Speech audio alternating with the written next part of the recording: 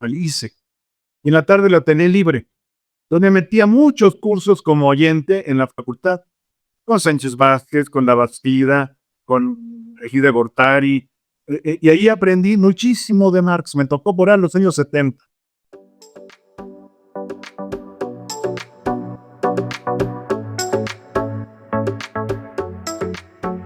Conocimiento, testimonios, sabiduría y recomendaciones para vivir con plenitud y transformar la sociedad. Formar para transformar. Un podcast de la Universidad Pontificia de México.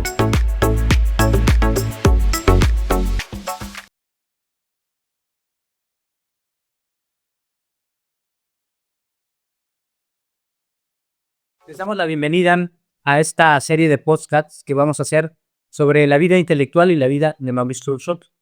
Hoy en este programa vamos a hacer una pequeña introducción de cuál es el entorno en el que crece Mauricio, cómo es su vida, cómo se va desarrollando y también cómo se integra propiamente a la academia, cuáles son sus maestros, sus influencias, etcétera, etcétera.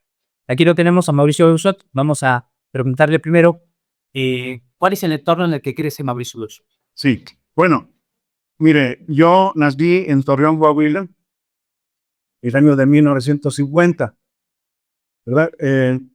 Como fui monaguillo me gustó aquello y eso fue a los 8 años. A los 11 entré al seminario menor, que fue en San Luis Potosí. Allí se hace lo que es el equivalente a la secundaria y la prepa. Y entré a filosofía en lo que ahora es la Lumen Gentium, la Universidad Lumen Gentium, que antes era el ICE, Instituto Superior de Estudios Eclesiásticos. Y allí yo disfruté mucho la filosofía. Me gustó, me cautivó. Allí tuve profesores muy buenos. Por ejemplo, el padre Jesús Herrera. Otros también que me dieron ontología, ética. Muchos muy buenos. Y me gustó. Y a pesar de que después estudié también, como todos los que cursamos la carrera sacerdotal, la teología, yo me dediqué más bien a la filosofía, ¿no? Ya después estuve en la Orden de los Dominicos a partir del año 71 y el año 73 me enviaron a estudiar fuera. Estudié en la Universidad de Friburgo, Suiza, en filosofía. Y allí tuve de profesor a un dominico gran lógico polaco, el padre Bocheński, que me inclinó hacia la filosofía analítica primero. Pero también al mismo tiempo yo estudié en teología a Paul Ricoeur. Entonces conté las dos cosas, la filosofía analítica y la hermenéutica. Y por eso, de esa manera, ya después, cuando regreso yo a México, di clase en la Iberoamericana. Primero, saqué la maestría y el doctorado en la Universidad Iberoamericana en el año 75, 76. Y después me llamaron al Instituto de Investigaciones Filosóficas de la UNAM. O sea, primero estuve en filosóficas, porque en la Ibero yo tuve, además de profesor que fue mío en el ICE, él fue colega mío, el doctor y doctor José Rubén Sanabria. Él fundó la revista de filosofía de la Ibero. Y pues como yo había estudiado con alumno, siempre me decía, ayúdame. Y cuando quería cerrar el número, me encargaba algún artículo que yo tenía que hacer en las noches. Y así aprendí a hacer también revista. Pero sobre todo, yo publicaba en ese entonces muchos artículos de filosofía analítica. Y así me conocieron los de filosóficas, me llamaron. Me llamó Hugo Margain, uno que cuando fue director lo secuestraron, murió, pero ya había dejado dicho que quería que yo entrara, y lo cumplió su amigo y sucesor, Enrique Villanueva. Enrique Villanueva me llamó y me dijo, mira, Hugo ya tenía decidido que tú entraras a filosóficas, y yo cumplo el deseo de mi amigo muerto. Entonces ahí estuve en filosóficas 12 años, y después me invitaron a Filológicas para coordinar el Centro de Estudios Clásicos. Ahora, antes de que pasemos a la de filológicas y después ahí un poquito, ¿cómo se queda esto de escribir? se te da muy fácil, tienes muchos artículos, muchos libros.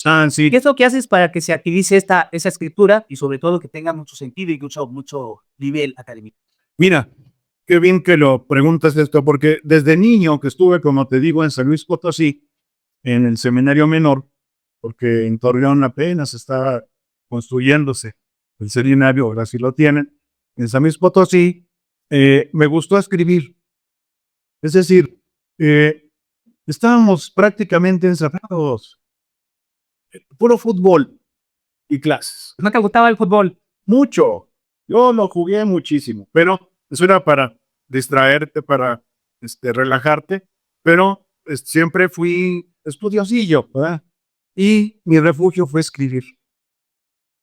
Imagínate, desde adolescente me vino la facilidad para escribir.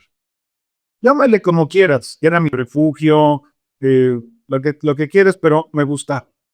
Y eso hizo que me soltara para escribir y hasta la fecha. Yo tengo un pequeño truco, si quieres, ¿verdad? Que es, siempre tengo 2 proyectos. Y de veras, fíjate, si no se me ocurre nada en uno, se me ocurre en el otro. Y así voy, y así voy acabando los artículos y los libros, que ya son muchos, que me gusta escribir. Y en este caso, a las jovencitas a veces escribías a mí cartas. Antes de entrar al seminario. No, porque te digo, ya entré al seminario de 11 años. ¿Verdad? Prácticamente, no, más bien, me gustaba hacer poesía, eso también. ¿Verdad? ¿Lo de qué? Se atalgó el mundo. Pero, ¿Qué autores leías de poesía? mira, de poesía me gustaba mucho García Lorca y Juan Ramón Jiménez, que eran por ese tiempo los que más o menos se leían, y Gorostiza. Y mira, mucho también Octavio Paz, ¿verdad? Que ya después, ya estando en los dominicos, y el año que me ordené, que fue el año 76, tuve ocasión de hablar con él en 2 ocasiones. Tuve la fortuna de hablar con él en 2 ocasiones porque él era muy amigo de un padre, fíjate, que ya murió, Julián Pablo Fernández, que era pintor y cineasta. Entonces, y conocía a todos los artistas de la Ciudad de México. Y le dijo, fíjese que ahí hay un filosofillo que tenemos que anda con lo de la analogía. Lo quiero ver. Dijo don Octavio, porque acuérdate que para él, en varios libros, la analogía es del núcleo de la poesía. Y sí, yo estaba en el PUC, ahí a un lado de Ciudad Universitaria, tuve un año allí, ese año me tocó en 2 ocasiones hablar con él, pero claro, él más bien tomaba la analogía como metáfora, por el lado de la poesía. ¿Cómo era antes de esta parte de la analogía y ahora vamos a entrar más en materia? Sí. ¿Cómo te equilibras a la analítica? ¿Qué es lo que pasa ahí? ¿Cómo te sientes? ¿Qué ambiente cultural ves? ¿De qué le tiene sentido la filosofía analítica en este tiempo? Sí, mira, de hecho es muy parecida a la filosofía tomista, la filosofía escolástica, que aprendíamos en mi tiempo en todos los seminarios, ¿verdad? Yo aprendí mucho, te digo, con don Chuchito Herrera, el padre Jesús Herrera, me dio clase en el ICE, lo que ahora es del Lumen Gentium, pero también te queda esa formación de una lógica muy dura, la lógica tomista escolástica. Entonces, pasando a la filosofía analítica, no me costó gran cosa, ¿verdad? Porque traía esa formación lógica. Y como tú sabes, en la filosofía analítica, predomina muchísimo la lógica matemática, la semiótica. De hecho, yo fui profesor en el posgrado de lógica superior analítica, ¿verdad? Y como me han dicho, un querido amigo, Guillermo Hurtado, me dice, a ti nunca se te va a quitar lo analítico. O sea, la estructura lógica, ¿verdad? Ya la traigo como en el subconsciente, alguna cosa así. Pero, te digo, mira, yo también al mismo tiempo que estaba en filosóficas, fue tiempo en que di clase en la IBEO. En la mañana iba a filosóficas de la UNAM y en la tarde, además martes y jueves, daba yo un seminario en la tarde en la IBEO de hermenéutica. Y yo les daba, obviamente, Paul Ricoeur. No había tanto la discusión de la hermenéutica, mucho menos de la analógica. Creo que la analógica se trabajaba más en literatura, no era como más foco vida. ¿Quiénes eran los grandes lógicos, los grandes analíticos cuando tú llegas a ellos? Bueno, cuando yo llego a filosóficas, así digamos de gran prestigio, ya estaba Luis Villoro, ¿eh? estaba don Fernando Salmerón, Alejandro Rossi, y ya venía otra generación que yo pienso que son bastante buenos, como José Antonio Robles, que fue también maestro de lógica en la facultad, y había muchos, ¿verdad? Pero digamos, sí, los principales eran Mark Platz, que venía de Oxford, ¿verdad? Eh, Alejandro Herrera, y ya después venían otra generación más joven, que fue la mía. Y ya después vienen otros que son los que ahora están presentes en el instituto. Cuéntanos la transición ahora sí de la analítica a la analógica. Sí, ¿Cómo mira. está esta parte y por qué que llama la atención? ¿Por qué esas cosas en la analogía? Bueno, mira, fueron sobre todo dos cosas. Tres, vamos a poner tres, para ser justos. Mira, yo aprendí cómo se aprende la teoría de la analogía en el seminario, que es parte de Santo Tomás. Y además, don Jesús Herrera, el padre Jesús Herrera, la daba muy clarita, muy bien, era muy sistemático él, no creo muy humilde, ya murió hace mucho, pero yo considero que era de los mejores profesores que teníamos en lo que era el Lumen Gentium. Bueno, ya después, en Friburgo, años 73, 74, este gran lógico polaco, el padre Bocheński, nos dijo, miren, si los analíticos conocieran el concepto de la analogía, resolverían un chorro de cosas en las que están empantanados. Bueno, yo la había aprendido, pero no le daba importancia. Pues fue una primera cosa que dije, algo tiene filosofía analítica. Pero después, fíjate, curioso, porque todavía estaba yo en filosóficas, pero como te digo, en la tarde en la Ibero daba yo un seminario de hermenéutica y Sir Paul Ricoeur. Enrique Villanueva me dijo, oye, hay una invitación para ir a un congreso en Granada, en España, sobre este filósofo que tú mencionas, o sea, sobre Paul Ricoeur. Era un congreso muy bonito, sobre Paul Ricoeur con Paul Ricoeur. Y Paul Ricoeur respondía a las conferencias, y a mí me dieron conferencia. Bueno, pues ya ahí hablé del símbolo, y muy amable, fíjate, después de la conferencia, la replicó y me comentó y todo, pero me dijo, tenemos que echarnos un café. Me dijo, mire, muy interesante porque usted está muy clavado en el símbolo, que para mí es lo más importante en la hermenéutica, decía.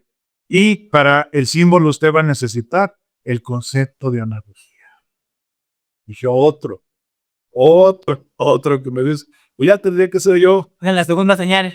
Sí, tendría que ser muy necio para no hacer caso. Y mira, otra cosa anterior a eso fue que todavía siendo yo estudiante, leí un artículo de Enrique Dussek que se llama La Analéctica.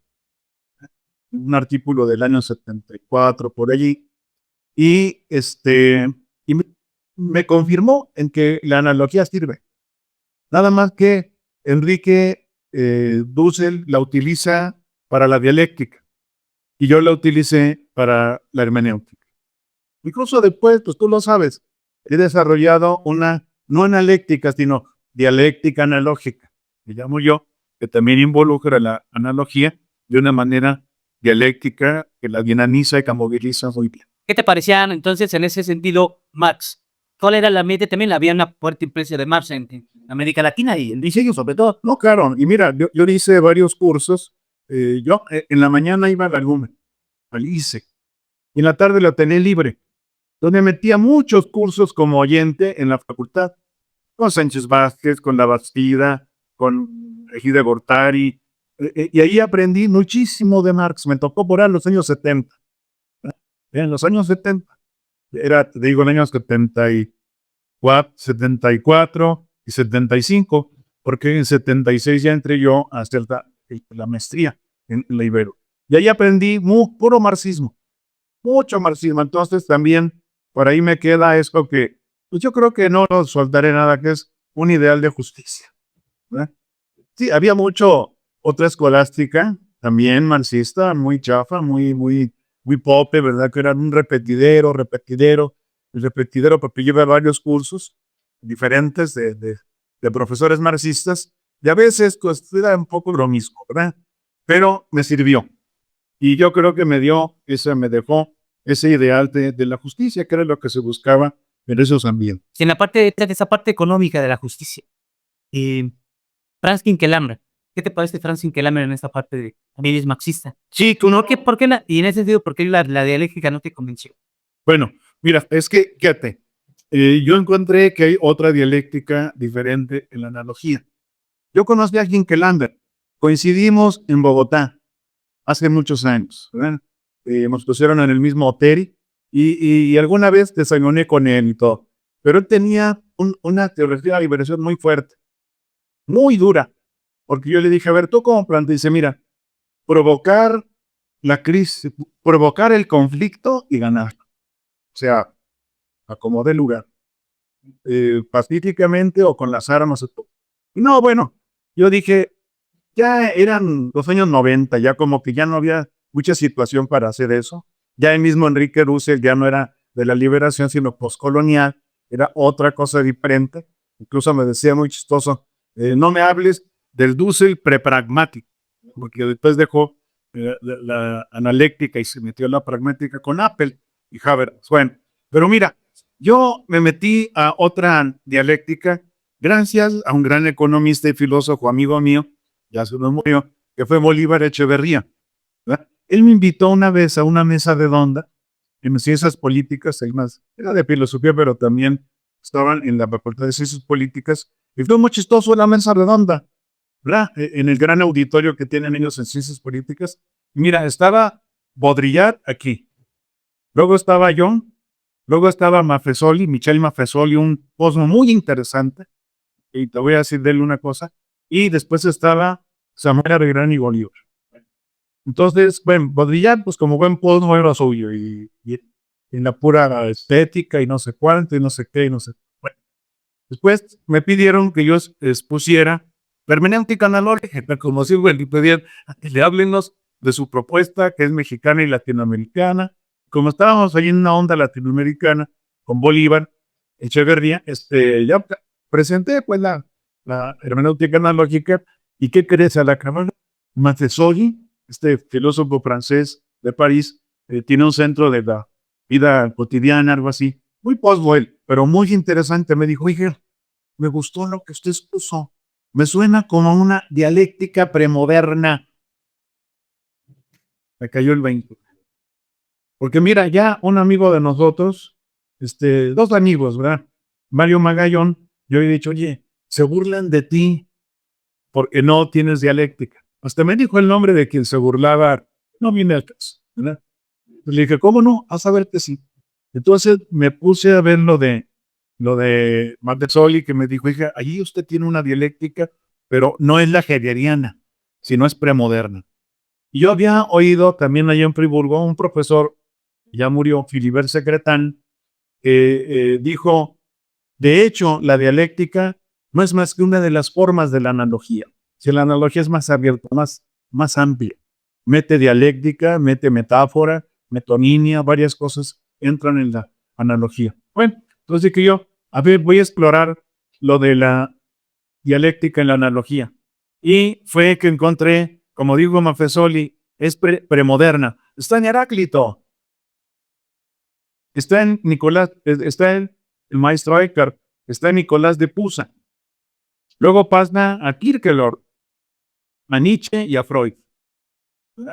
En Kierkegaard me lo encontré porque él habla de la paradoja, que no es de síntesis, sino que las pone a convivir. Luego también en un congreso que hubo que organizó Paulina sobre Nietzsche, le dijeron, oiga, pues esa es la dialéctica de Nietzsche, es Apolo y Dioniso, que no hacen síntesis porque son varones los dos, no engendran un hijo. Y luego un gran amigo también que ya murió, Ricardo Blanco, me dijo, pues es la dialéctica de Freud, porque es el tánatos y el eros, ¿verdad? Y así fui trabajándola, apenas está en proceso. Esta parte de también comparándola con la hibridación, que lo he vivido, sobre todo en biología, no se reproduce, Claro. ¿Esta no cae ahí la analogía también? ¿Por qué sí es tan productiva la analogía, sobre todo la parte analógica, ¿no? Y en esta parte comparándola con la parte biológica, y no se reproduce, como la analogía sí. Bueno, fíjate, es que también es otro tipo de reproducción, ¿verdad? No es una reproducción por síntesis, sino una reproducción viven de la atención, ¿sí? Entonces, lo que hace es juntar. Y muchas cosas se han juntado con la hermenéutica analógica porque es la fuerza aglutinante de la analogía. Es decir, no es como la dialéctica hegeliana que matara los opuestos. No es como la lucha de clases, que una tenía que matar a la otra, sino que es lo más difícil, es gasto utópico, digo yo, es ponerlas a convivir y de ahí surge algo nuevo. Sí, hoy, en estos tiempos, dos cosas. Una, ¿qué tanta influencia tiene aún Marx? Y la otra, ¿para qué nos sirve la hermenéutica analógica en estos tiempos? Sí, bueno, mira, yo creo que todavía tiene una presencia, por supuesto. Lo ves, por ejemplo, en alguien que sigue la hermenéutica analógica, en dos, que la proyectan en el sentido marxista, que son Napoleón Conde y Luis Eduardo I, ¿verdad? Ellos siempre, yo lo veo en todo lo que escriben, por ejemplo, Napoleón en sus cosas de derecho, siempre la justicia, ¿no? Y Luis Eduardo I, siempre la educación para la justicia. Él es más bien de la pedagógica. Entonces, yo creo que allí es donde se ven esa influencia. Y mira, yo no digo que sirva para todo la hermenéutica analógica. Gadamer sí decía que la hermenéutica era universal. Claro, siguiendo a su maestro Heidegger, que decían en el Ser y Tiempo que ya por el hecho de existir, interpretamos. Pues sí, si se quiere llamar a eso hermenéutica, está bien. Pero la hermenéutica analógica tiene sus límites. De hecho, la analogía es límite, es limitación. La analogía es limitar la univocidad y limitar la equivocidad. Porque la univocidad casi siempre es inalcanzable o no sirve mucho. Y la equivocidad también te lleva y te hundes en el relativismo. En la educación, la hermenéutica analógica y la educación, ¿qué tan prolífico ha sido la hermenéutica analógica para la educación, sobre todo en México y en América? Y bueno, mira, la han aplicado mucho. Yo mismo le he aplicado a la educación y los que me han seguido han elaborado el concepto del maestro analógico. Nos tocaron maestros unívocos, que era pura clase de magisterial, ¿verdad? En la que teníamos que juntar todo lo que dijeran, tal, y en el examen repetir lo que nos habían dicho. Y sacabas MB o 10. ¿verdad? Y incluso se le dice, miren, como usted muy bien dijo en clase, como usted, y repetir lo mismo. Y eso se ponía a pedirse el profesor y te calificaba muy bien. La vieja escuela. De vieja escuela. Pero luego viene la escuela, no univocista, sino givosista. Que fueron todos esos experimentos de escuela abierta, de haz lo que quieras, etcétera, etcétera, etcétera. Y ya se ve que no han funcionado, ¿no? A mí me tocó, por ejemplo, en ver esto en la pedagógica. Un año sabático lo pasé allí. Conocí a alguien muy cercano a la analogía, Semmelman. Hugo Semmelman, sí, fue amigo mío. Incluso uno de sus, tiene un tríptico, 3 libros sobre la razón, no sé qué. Uno de ellos me lo dio a revisar, fíjate, antes de proponerlo para la dictaminación. Y yo conocí bien su pensamiento y nos hicimos muy amigos. Él me visitaba allá en Filológicas y yo no vi ese año que estuve sabático en la pedagógica, ¿verdad? Pero mira, había lo mismo. Los univocistas que decían que era ciencia, incluso querían que se pusiera ciencias de la educación. Y los equivocistas que no querían que se llamaran ciencias de la educación, que la ciencia para los posmodernos pues, está prohibida, ¿verdad? Y entonces unos manejaban puras estadísticas, cosas muy científicas, y los otros, lo que sea, lo que tú quieras. ¿no? Pero me tocó, por ejemplo, no, el extremo, ¿verdad? Peter McLaren. Era la posmodernidad completa, completa. Incluso me querían poner a pelear con él. Afortunadamente ahí tuvo que irse y no hubo esa sesión de pleito, ¿verdad? Pero sí, yo veía ahí que todo estaba permitido. Inclusive era ¿qué es la educación? Lo que tú quieras. ¿Qué es la clase? Lo que tú quieras. ¿Qué es aprender? Lo que tú quieras. Así se planteaba todo. Todo se vale. Todo se vale. En cambio, les gustó bastante. ese año que estuve exponiendo de hermenéutica analógica, un año sabático. Ya después quedaron, fíjate, 3 escuelas de hermenéutica analógica.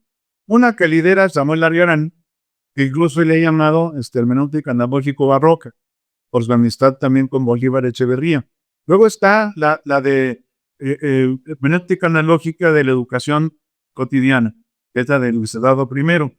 Y luego hay otra de educación intercultural muy interesante, que es la de Guadalupe Díaz Tepepa y Arturo Álvarez Balandra. Sí, es lo que yo estaba como actualizando, que ha respondido a diferentes problemas se han suscitado en América Latina. Sí. ¿No? El problema, por ejemplo, de la interculturalidad, no de la pluralidad, el problema de la migración, el problema de la psicología. La hermenéutica analógica sí tiene respuesta, sí ayuda, sí va formulando sobre todo estas respuestas a los problemas concretos. La realidad concreta y la hermenéutica analógica. Sí, mira, por ejemplo, esto yo lo he visto sobre todo en América Latina.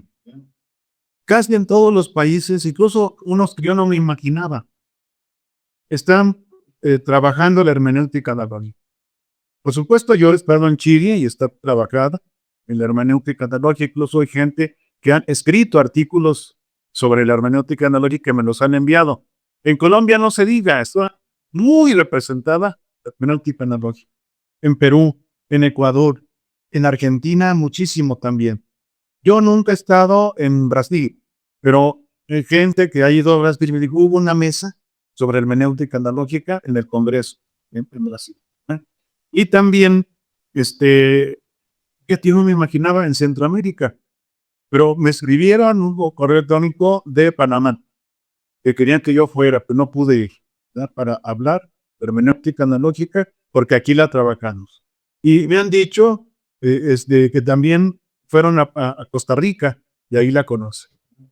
Entonces, eso indica que es muy latinoamericana, que se siente como, porque yo decía, es un producto mexicano, pero tú y Mario me habían dicho, no, es latinoamericano. Y Grondin dijo, por ahí me pone, es mundial. Claro, no, tampoco pretendo, Juan, que sea mundial, pero en España, por ejemplo, sí se trabaja bastante en España. ¿Quién más trabaja en la hermenéutica analógica? ¿Lo ves potencial para que siga tus pasos y sea también reconocido a nivel mundial? Que la hermenéutica analógica siga ahí en el pedestal latinoamericano. Hay varios, no es uno solo, fíjate. Hay varios que pueden estar, entre ellos estás tú mismo también, pero está Napoleón Conde, está Luis Eduardo I, y por supuesto Mota, Arturo Mota, Diana Alcalá, hay muchos, o sea, es lo que me da gusto, que no es uno solo. Incluso uno de los que podría mencionar, fíjate, en Colombia está Jorge Enrique González, que él es sociólogo del conocimiento, o sociólogo de la ciencia. Y por eso me buscó, ¿verdad? Porque me dice, mira, me gusta tu manera de trabajar y voy a Filológicas a verme, sé por qué tú tienes amigos, te gusta el grupo. Le dije, sí, yo soy montonero, me gusta que haya muchos, me da gusto que sean muchos los hermenéuticos analógicos, y hay muchos que van haciendo muy bien. Digo, no puedo dar toda la lista porque de veras, pienso en muchos y me encuentro con que es muy bueno y otro no lo dije, pero también lo podía haber dicho, etc. Hablo de los más cercanos, de muchos otros. Muy bien. Y este es un principio, una introducción a todos los podcasts que vamos a hacer. Una serie de episodios, todavía no sabemos cuántos, en gran cantidad. Porque precisamente tiene que ver con la cantidad de tus libros. ¿Cuántos libros has escrito? Híjole, ya hasta perdí la cuenta porque yo nada más contando los individuales, o sea, he escrito algunos a la limón, o sea, ¿cómo se llama? En coautoría. Pero nada más así los que son de autoría propia, ya son como 120, pues es más de 100. ¿Eh? Pero es que me gusta escribir. Incluso a veces pienso, me voy escribiendo. Me obligo a ponerlo por escrito y yo no sé. Mira, muchos otros, yo les he dicho, ustedes son docentes. Yo soy más investigador. No sé escrito. Otros prefieren decirlo en clase, por ejemplo. Yo lo entiendo. Es otra manera también de expresarse. Muy bien. Mauricio, así para que en un nivel tranquilo, digamos que le estás explicando a un grupo de bachillerato qué es la hermenéutica analógica, para que los pudieras atrapar en esta pedagogía analógica. Sí. Bueno, mira, comienzo con lo más de inicio, que es la hermenéutica, ¿verdad? La hermenéutica analógica es, en primer lugar, hermenéutica. Y la hermenéutica, después de dar tantos años la clase de hermenéutica, reduzco la definición a una cosa muy chiquita. Es la disciplina que nos enseña a interpretar textos. ¿Sí? Interpretar es comprender. Y textos son de muchas formas. Textos escritos, textos hablados, textos actuados, la misma historia, la pedagogía, todo son textos. La realidad. La realidad se puede tomar como un texto. Ahora, la hermenéutica, según yo la veo, ha estado tensionada, distendida dolorosamente entre dos corrientes principales, que son la hermenéutica unívoca y la hermenéutica equívoca. Recordemos que en filosofía del lenguaje hay tres modos de significar. El unívoco, que es exacto, es claro, distinto, riguroso, etc. El equívoco, que es todo lo contrario, que es totalmente difuso, ambiguo, mucho de lo que vemos, por ejemplo, en los chistes de los albures, es pura equivocidad. En cambio, la analogía está en medio y es mediadora. Por eso es dialéctica también. Porque no tiene la claridad de la hermenéutica unívoca, pero tampoco todo el desorden de la hermenéutica equívoca. La hermenéutica unívoca, la hemos visto, está en una corriente de la filosofía analítica que ha sido muy positivista, ¿verdad? Positivismo es totalmente univocista. Ellos dicen que no, pero es claro, prefieren una sola interpretación válida. Todas las demás mueren. Bien. Y en cambio, lo vivimos en la posmodernidad. La hermenéutica equívoca es puro relativismo. No hay criterios, no hay límites. Tú interpretas lo que te salga y no sé qué. Mira, yo lo viví con un gran hermeneuta que murió hace poco tiempo, Gianni Bátimo, que fue muy amigo mío, pero él siempre me regañaba. No me tengas miedo a la equivocidad.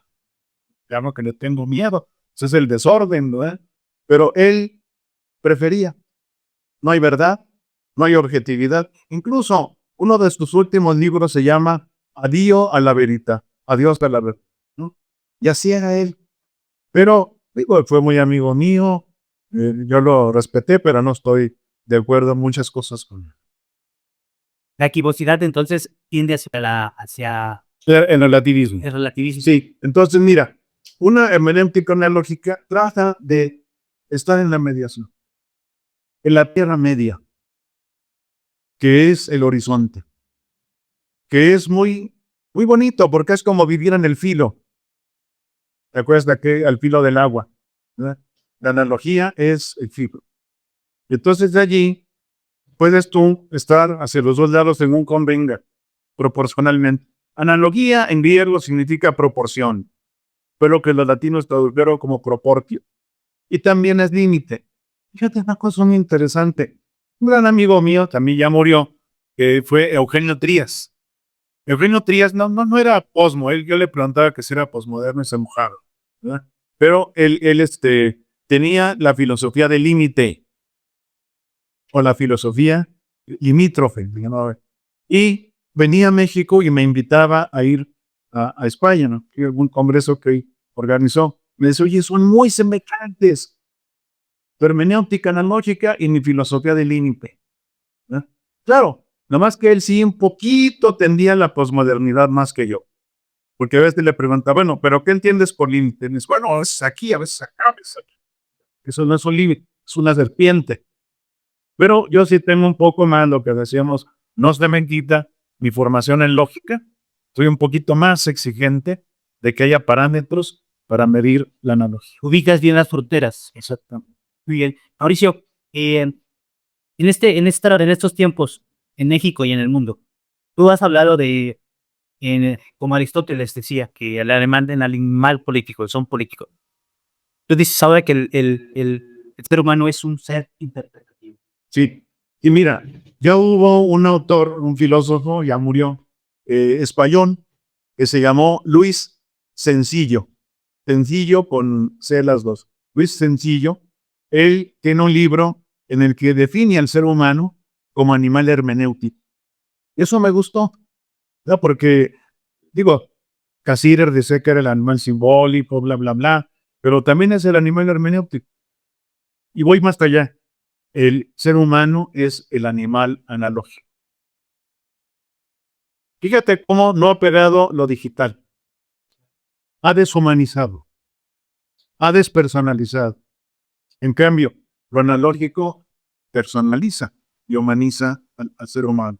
Hugo, me mandaron, fíjate, una grabacioncita de una pedagoga colombiana que decía: yo estoy en contra de ese tal Mauricio Berucho.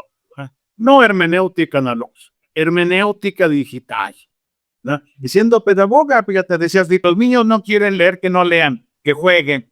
Pobres niños, ¿cómo van a salir formados o más bien deformados? En cambio, si se aplica la analogía en la educación, te dan esa apertura, que puedes tener juego y puedes tener también seriedad. Y la analogía sería eso, un juego serio o una seriedad jocosa. La bella ciencia. Muy chido. Bueno, Fabricio, entonces, sí sirve hoy al mundo. ¿Cuál es tu interpretación del futuro? Mira, a veces sí da un poquito de miedo, ¿verdad? Pero yo pienso que la hermenéutica analógica puede ayudar para la búsqueda de la justicia. Porque la justicia es puramente analógica. Según Aristóteles, la analogía es proporción. Sí, la analogía es proporción y la justicia es proporción. La justicia conmutativa es proporción aritmética, es Aristóteles. La justicia distributiva es proporción geométrica.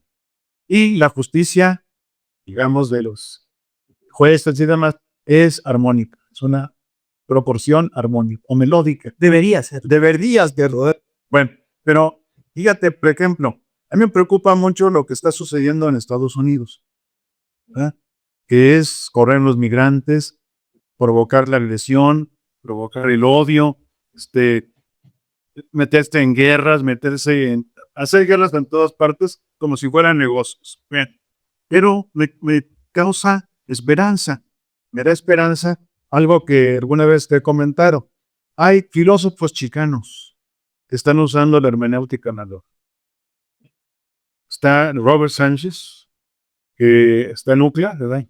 Que antes de la pandemia él vino a verme y platicamos mucho y dice: mira, queremos tu hermenéutica analógica para identificarnos frente a los estadounidenses. Dice: porque los estadounidenses no tienen propuestas. ¿Cómo, Robert? ¿Cómo? Dice: sí, la analítica es de inglesa. Y el pragmatismo, Dewey ya quedó ya en los años 40. Entonces querían, fíjate, ellos se identifican mucho en contra de los estadounidenses y querían la hermenéutica analógica para identificarse. Y están traduciendo al inglés el tratado. Muy bien, entonces la hermenéutica analógica también juega en el ámbito geopolítico. Yo creo que sí, fíjate, porque es la noción de justicia. La justicia es sentido de la proporción. La definen, mira, hay una definición que se usa mucho en el derecho, que es de estos juristas clásicos, ¿verdad? Gallo, todos aquellos que estaban después de los de Roma, que dicen que la justicia es conservarle a cada quien su derecho. Y otra que podría ser definiciones, guardarle a cada quien su proporción. Su pedazo de pastel. Su pedazo de pastel. Y pues muy bien, Mauricio. Agradecemos, creo que podemos hacer una pequeña síntesis de todo esto, en donde está involucrada la hermenéutica analógica. Sirve para muchas cosas, es una herramienta, es una filosofía, es un método, es una metodología, es una epistemología, como que tiene este sentido camaleónico, no adaptable, precisamente por su naturaleza de ir conviviendo, ¿no? A diferencia de ir acabando con los contrastes. Entonces creo que en esa parte hoy nos sirve mucho porque estamos pensando, sienten desde la filosofía clásica, desde la filosofía, digamos, más difundida, en que la analogía es la que nos ayuda a pensar la diferencia, la alteridad, no necesariamente la identidad. Aquí es la diferencia. ¿Cuál es ese juego? Mira, es que desde la definición tradicional de analogía es que predomina la diferencia. La analogía, se te dice, está entre la identidad y la diferencia, pero es más diferente que igual. Por eso, tú tocaste una buena tecla. Cuando yo lancé esto, decía que yo era posmoderno, por la diferencia. Porque sin Chile hacia la diferencia. Sí, pero es más, o más de Aquino y Aristóteles, ¿verdad? Predomina la diferencia.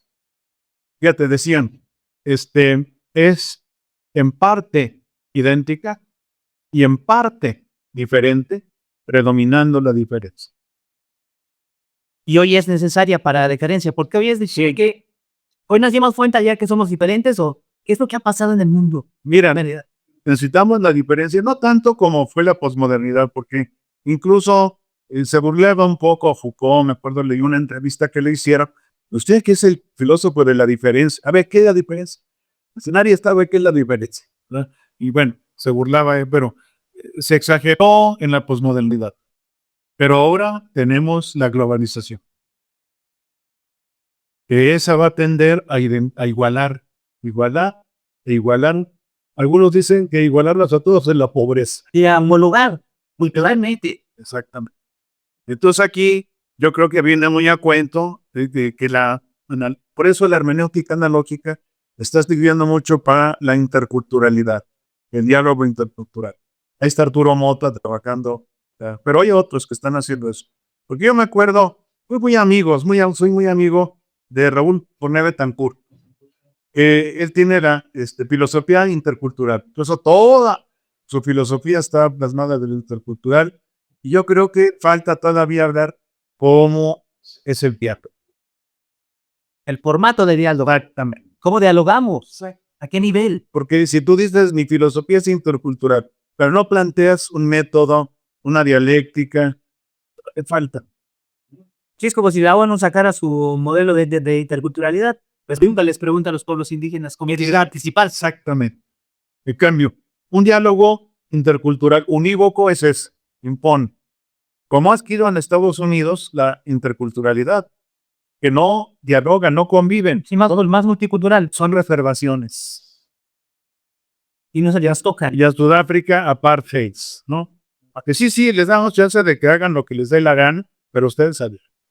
En cambio, aquí en México se está haciendo interculturalidad, porque se ponen las culturas a interactuar. Y esa es la analogía.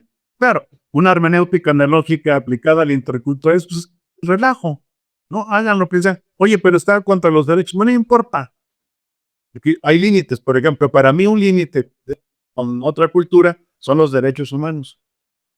En ese sentido, para esta parte, ya esta presentación, esta Sí. introducción en los derechos humanos. Sí. Es tiempo de revisarlos, de reformarlos, de replantearlos. ¿Qué pasa con los derechos humanos? ¿Nos sirven, no? O también son solamente esta utopía en lo que quiere caer el ser humano. Mira, utopía completa no. Podemos llamarle, como también nos dan la expresión, utopía sustentable. ¿Por qué? Porque hay utopías que no son sustentables, son locura, ¿verdad? O ideal, un ideal. No, pero mira, los derechos humanos, yo creo que ahí sí se aplica muy bien la hermenéutica analógica, porque tienen una fundamentación en la dignidad humana. Y si alguien no respeta la dignidad humana, ahí hay un límite analógico que se le tiene que poner. Es decir, mira, yo entiendo el diálogo intercultural, sí, con una parte de Charles Taylor, que dice que hay que entender al otro, de acuerdo, pero también hay que juzgar. O sea, en lógica, lo sabemos, está la comprensión y el juicio, ¿no? Después viene la argumentación, etcétera, pero lo principal son la comprensión, la simple aprehensión y el juicio. Y si tú, como los equivocistas, no permites juzgar, eso es puro relajo, ¿no? Yo me acuerdo, mira, en un Sambos aquí cerca, estábamos desayunando una vez, Luis Villoro y yo, y le dijo, oye, fíjate que tu hermenéutica analógica puede servir para lo de Chiapas. ¿Cómo? Luis, ¿cómo? Dice, porque no es que nieguen los derechos humanos, los entienden de otra forma. O sea, aunque hay etnias que sí, están en contra de los derechos humanos en el sentido de que sin saber los violan, por costumbres. Por ejemplo, el costumbre, es que no me acuerdo de qué etnia, me lo platicó Luis Villoro, le dijo, mira, hay una etnia en la que si una mujer enviuda y se casa con otro señor, el señor puede hacer uso de sus hijas adolescentes. Y eso es pues, contra los derechos humanos, es decir, contra las mujeres y los niños, ¿verdad? Dice, y estaba por ahí un jurista también comiendo con nosotros, dijo, ya les he hecho el ejército. Y dije, no, pero educación, diálogo. Muchas veces niegan los derechos humanos porque no los conocen, claro. O porque el costumbre ha sido este o el otro. Que no nos hagamos, también nosotros que no nos decimos indígenas, violamos mucho los derechos de las mujeres y los niños.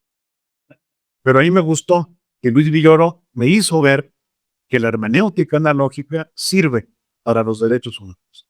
Claro, es muy claro cuando el ejército zapatista se levanta en el 94, que quiere que ver con toda esta parte de la negación de los derechos humanos de los indígenas.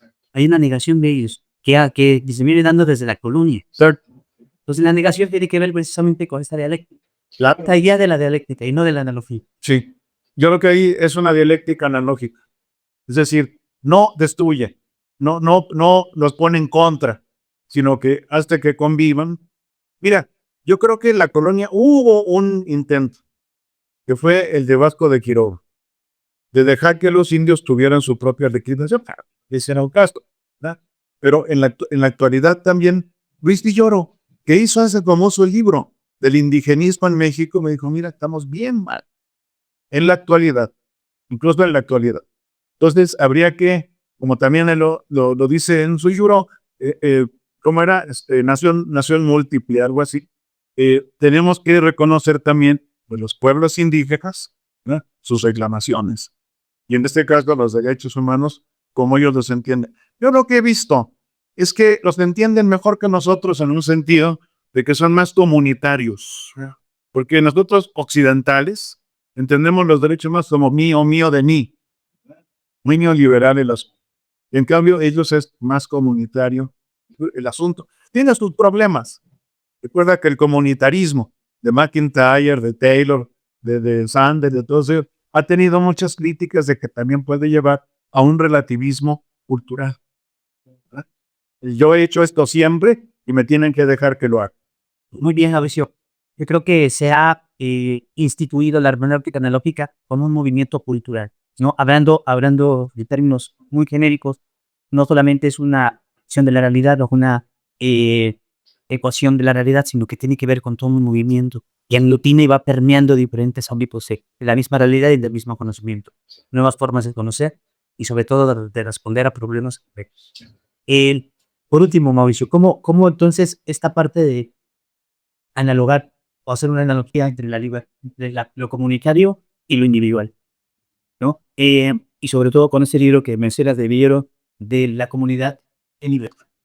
Sí, mira, como hemos dicho que en la analogía predomina la diferencia, ahí no hay problema, porque no van a predominar los derechos puramente individuales, sino lo diferente, que es lo que proviene de la otra cultura. ¿No? Porque alguien me decía, dice, no, mira, yo sí acepto derechos comunitarios. Dice, mira, lo que tú buscas con los derechos comunitarios, te aseguro que se puede conseguir con puros derechos individuales. Yo creo que no.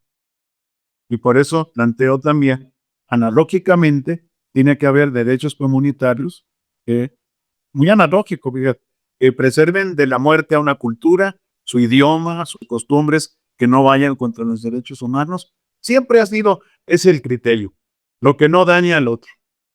Y eso me parece a mí que puede lograrse con esto que bien dices, ya es un movimiento. Ya yo no lo puedo parar ni dirigir ni nada.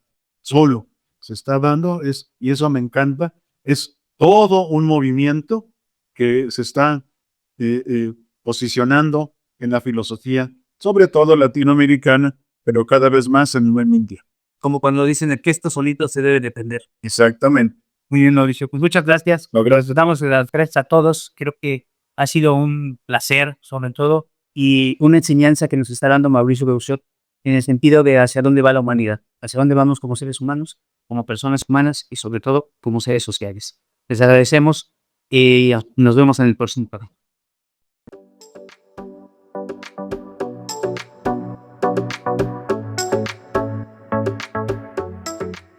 Universidad Pontificia de México. Formamos líderes humanistas comprometidos a transformar su entorno. Síguenos en todas las redes sociales como @upontificia o en nuestra página web www.pontificia.edu.mx.